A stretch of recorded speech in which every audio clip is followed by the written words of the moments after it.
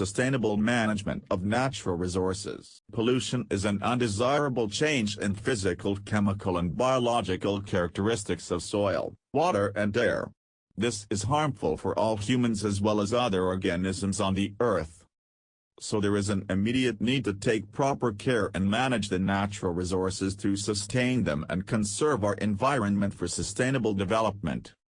There are international laws, organizations, different acts working towards the protection of our environment. The awareness about the problems has led to the conservation of the environment and natural resources.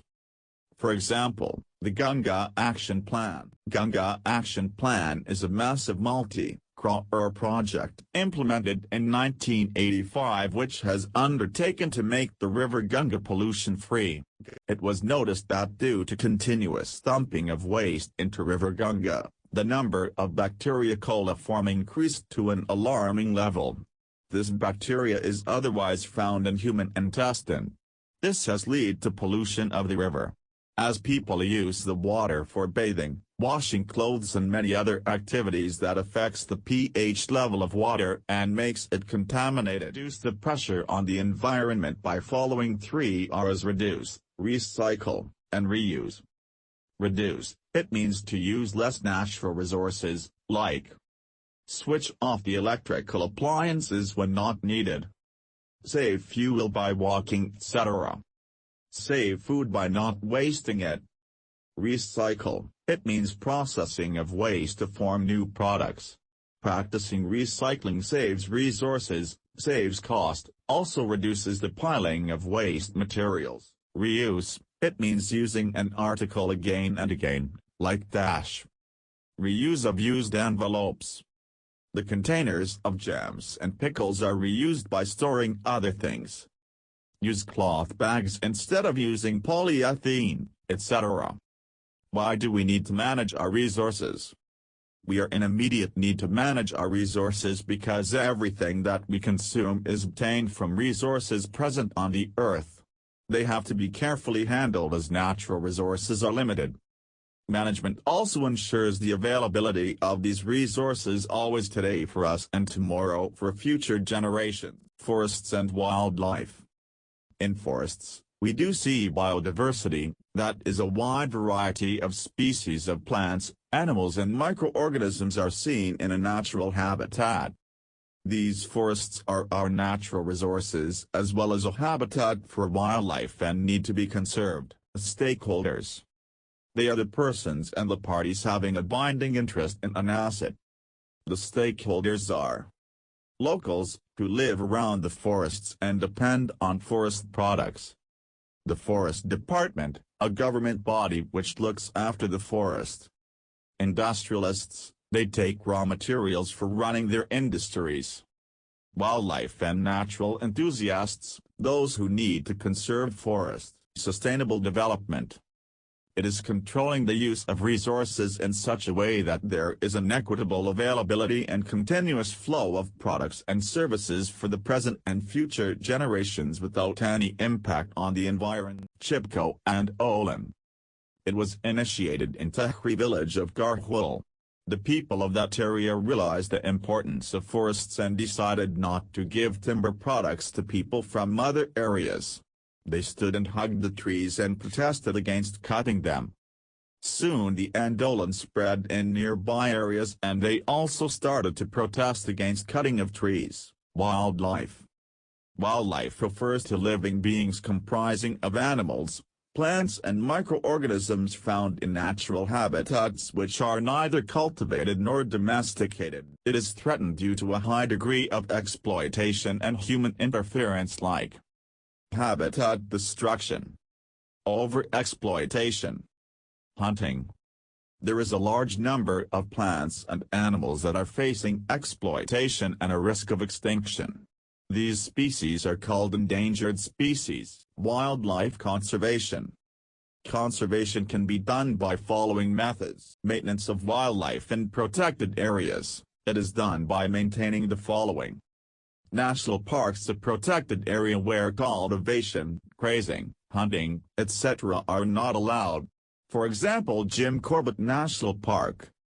Sanctuaries. They are the protected areas where hunting is not allowed but all other activities are allowed. Biosphere reserve, a protected area meant for conservation of wildlife, traditional lifestyle of tribals and their domesticated animals. Protection of their natural habitat. Protection through legislation. There are a number of wildlife acts like IBWL, Indian Board of Wildlife, 1952. Wildlife Protection Act, 1972. MAP, Man and Biosphere Program, 1971. CITES, Convention of International Trade in Endangered Species, 1976. Water for all. Water is very important for us. It is not only required for drinking but also for bathing, washing, irrigation, industry, construction work and disposal of sewage. The consumption of water has increased. For example, a village requires just 25 liters of water in a day, but an urban dweller requires at least 350-700 liters of water a day. The reason due to which we fail to sustain underwater availability are as follows. Loss of vegetation cover. Diversion for high water demanding crops. Pollution from industrial effluents and urban waste. Irrigation methods like dams, tanks and canals. Dams. Dams are large water bodies that are built by government agencies across the rivers to regulate the flow of water and generate electricity. The advantages of dams are as follows. They ensure adequate amount of water for irrigation through a canal. Water in dams is used for generating electricity. They ensure uninterrupted water supply. Problems caused by the construction of large dams are as follows.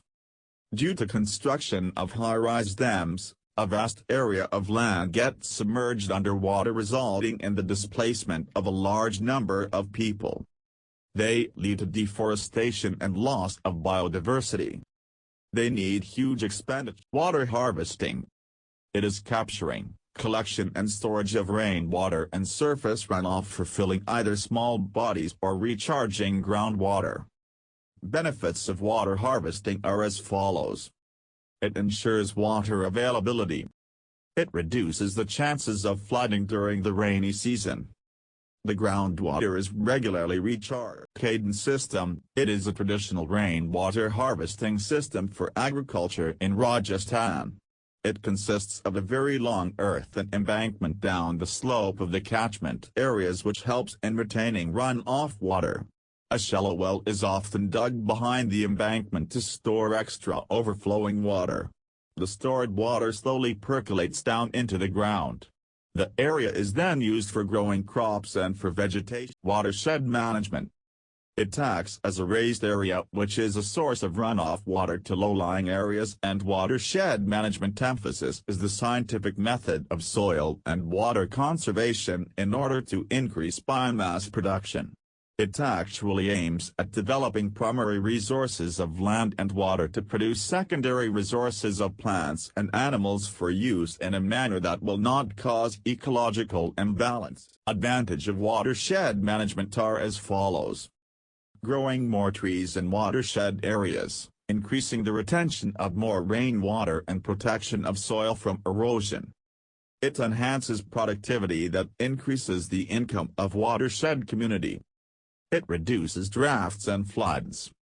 It increases the life of downstream dams and reservoirs because of less silt. There are a lot of advantages of groundwater recharging, like it does not evaporate. It spreads out to recharge wells. It provides moisture for vegetation over a wide area. It doesn't get contaminated by human or animal waste. Coal and petroleum. They both form fossil fuels, and as we know that they require much time to get replenished, so their judicious use is recommended in order to save them for future generations.